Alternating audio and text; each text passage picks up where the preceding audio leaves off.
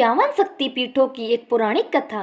राजा प्रजापति दक्ष की पुत्री के रूप में माता दुर्गा ने सती के रूप में जन्म लिया था और भगवान शिव से उनका विवाह हुआ था। एक बार मुनियों के एक समूह ने यज्ञ आयोजित किया। यज्ञ में सभी देवताओं को बुलाया गया था। जब राजा दक्ष आए तो सभी लोग खड़े हो गए, लेकिन भगवान शिव खड़े नहीं हुए। भगवान शिव दक्ष के दामाद थे। यह देखकर राजा दक्ष बेहद क्रोधित हुए। अपने इस अपमान का बदला लेने के लिए सती के पिता राजा प्रजापति दक्ष ने भी एक यज्ञ का आयोजन किया। उस यज्ञ में ब्रह्मा, विष्णु, इंद्र और अन्य देवी देवताओं को आमंत्रित किया, लेकिन उन्होंने जानबूझकर अपने जमाता भगवान शिव को इस यज्ञ का निमंत्रण नहीं भेजा। भगवान शिव इस यज्ञ में शामिल नहीं हुए और जब नारद जी से सती को पता चला कि उनके पिता के यहाँ यज्ञ हो रहा है लेकिन उन्हें निमंत्रित नहीं किया गया है, यह जानकर वे क्रोधित हो उठी। नारद ने उन्हें सलाह दी कि पिता के यहाँ जाने के लिए बुलावे की जरूरत नहीं होती है।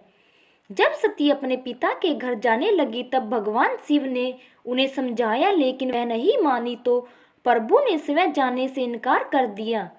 शंकर जी के रोकने पर भी जिद कर सती यज्ञ में शामिल होने चली गई। यज्ञ स्थल पर सती ने अपने पिता दक्ष से शंकर जी को आमंत्रित न करने का कारण पूछा और पिता से उग्र विरोध प्रकट किया।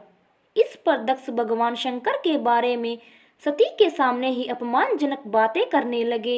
इस अपमान से पीड़ित सती ने यज्ञ कुंड में कूदकर अपनी प्राणाहुति दे दी। भगवान शंकर को जब यह पता चला तो क्रोध से उनका तीसरा नेत्र खुल गया। ब्राह्मण में प्रलय व हाहाकार मच गया। शिव जी के आदेश पर वीरभद्र ने दक्ष का सिर काट दिया और अन्य देवताओं को शिव निंदा सुनने की भी सजा दी। भगवान शंकर ने यज्ञ कुंड से सती के पार्थिव शरीर को निकाल कंधे पर उठा लिया और दुखी होकर सारे भूमंडल में घूमने लगे। भगवती सीता ने शिव जी को दर्शन दिए और कहा कि जिस जिस स्थान पर उनके शरीर के अंग अलग होकर गिरेंगे वहां महाशक्ति पीठ का उदय होगा। सती का शव लेकर शिव पृथ्वी पर घूमते हुए तांडव भी करने लगे, जिससे पृथ्वी पर प्रलय की स्थिति उत्पन्न होने लगी।